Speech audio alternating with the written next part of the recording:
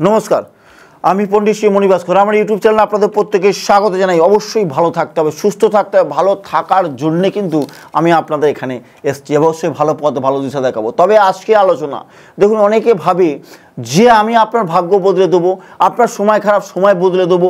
অবশ্যই আপনার ভাগ্য বদলাতে আপনি কোন পথে হাঁটলে জীবনের সফলতা সাকসেসের সিঁড়ি পাবে, সেই পথ সেই দিশা আমি আপনাদের দেখাবো।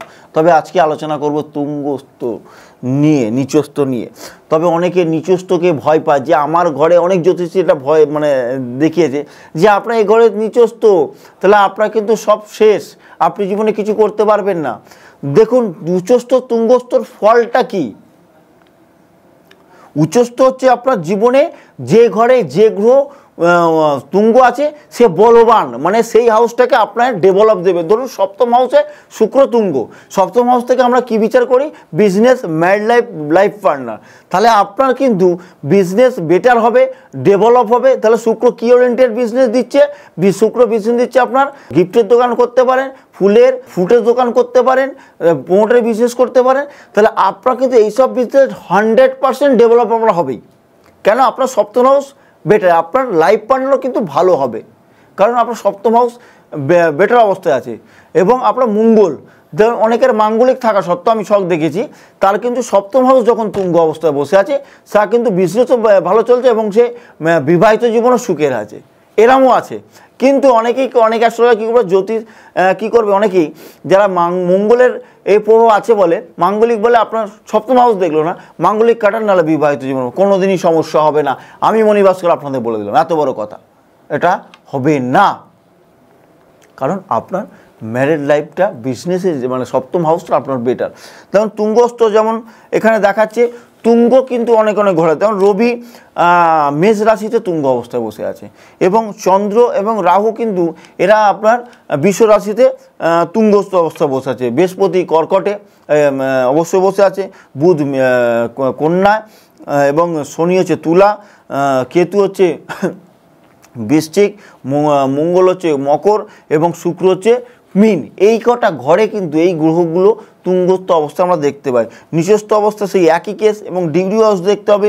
শনি কিন্তু 0 ডিগ্রি থেকে সেখানে 20 ডিগ্রি পর্যন্ত আমরা কিন্তু নিচস্থ অবস্থায় শনিকে আমরা দেখতে পাবো মেষ রাশিতে। যদি 20-র ওপরে হয় তাহলে কিন্তু সে আর নিচস্থ অবস্থায় থাকবে না, আমরা নিচস্থ ধরতে পারি না।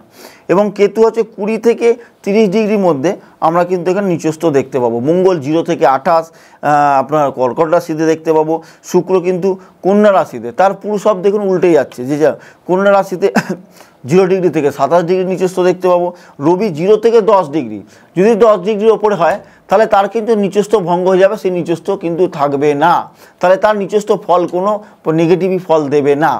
এবং চন্দ্র 0 থেকে 3 এবং রাহু 20 থেকে 30, এটা হচ্ছে আপনার বৃশ্চিক রাশিতে আমরা নিচস্থ দেখতে পাবো। বৃহস্পতি 0 থেকে 5, এর 5-এর ওপরে যদি আমরা দেখতে পাই তখন কিন্তু তার নিচস্থ আমরা দেখতে পাবো না, তখন কিন্তু তার বৃহস্পতি ভালো ফল দিতে থাকবে, নিচস্থ ফল কিন্তু দেবে না। বুধ 0 থেকে 15 এখানে মীন রাশিতে আমরা দেখতে পাবো। তাহলে যখনই আমরা দেখতে পাচ্ছি এইসব গ্রহ এত ডিগ্রির মধ্যে যদি নিচস্থ থাকে তবেই তার নেগেটিভই ফল দেবে, না হলে কিন্তু তার নেগেটিভিটি ফল দেবে না। এটাই হচ্ছে পজিটিভিটি। এই জানার জন্যে একজন অ্যাস্ট্রোলজারের প্রয়োজন, আপনাকে সঠিক পথ এবং সঠিক দিশা দেখাবে। এটা হচ্ছে একজন অ্যাস্ট্রোলজারের কাজ।